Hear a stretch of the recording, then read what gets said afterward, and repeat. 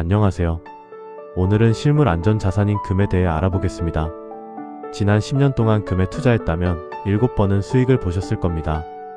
통계적으로 금은 연평균 8% 이상의 안정적인 수익률을 기록해왔습니다. 하지만 최근 여러 경제지표는 내년 금값이 일시적으로 떨어질 수 있다고 경고합니다. 지금부터 금값이 하락할 수밖에 없는 3가지 근거와 이번 하락장에서 우리가 취해야 할 전략을 데이터 중심으로 설명하겠습니다. 첫 번째 이유는 경제위기 초기에 발생하는 강제매도 현상입니다.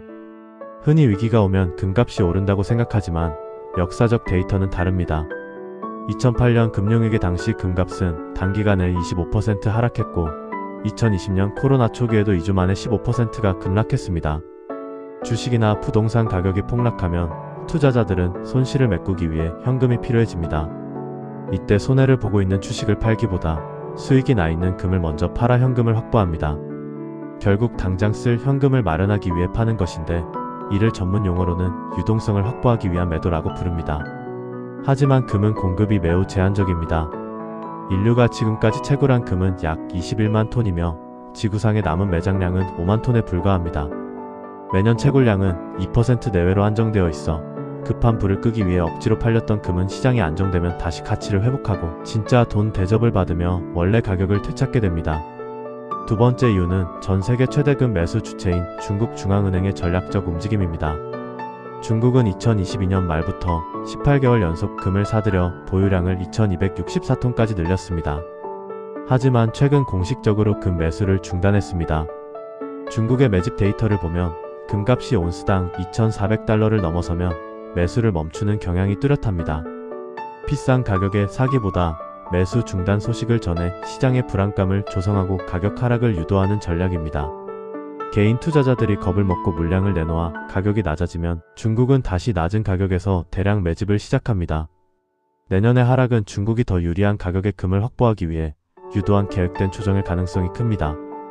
세 번째 이유는 미국의 심각한 부채 상황입니다. 현재 미국의 국가 부채는 35조 달러, 우리 돈으로 약 4경 8천조 원을 넘어섰습니다. 최근 데이터에 따르면 미국은 100일마다 빚이 1조 달러씩 늘어나고 있습니다. 현재 미국이 1년에 지출하는 부채 이자만 1조 달러를 돌파했으며 이는 미국의 국방비 예산보다 큰 액수입니다. 세금만으로는 이자를 감당할 수 없기 때문에 미국 정부는 결국 달러를 더 많이 찍어내서 빚을 갚는 길을 택하게 됩니다. 시장의 달러가 흔해질수록 달러의 실질적인 가치는 떨어집니다. 반면 양이 정해져 있는 금은 가치가 떨어지는 달러를 대신해 진짜 돈으로서의 지위가 더욱 강화될 수밖에 없습니다. 오늘 내용을 요약하겠습니다. 내년 금값의 하락 전망은 금의 본질적 가치가 사라져서가 아닙니다. 투자자들이 현금을 만들기 위해 일시적으로 파는 것이며 중국과 같은 거대 자본이 더 싸게 사기 위해 기다리는 과정일 뿐입니다. 종이로 만든 달러는 정부가 원하면 얼마든지 찍어낼 수 있지만 금은 물리적으로 그럴 수 없습니다. 따라서 내년에 가격이 일시적으로 떨어지는 구간은 달러라는 종이 자산을 진짜 자산인 금으로 바꿀 수 있는 마지막 기회가 될 것입니다.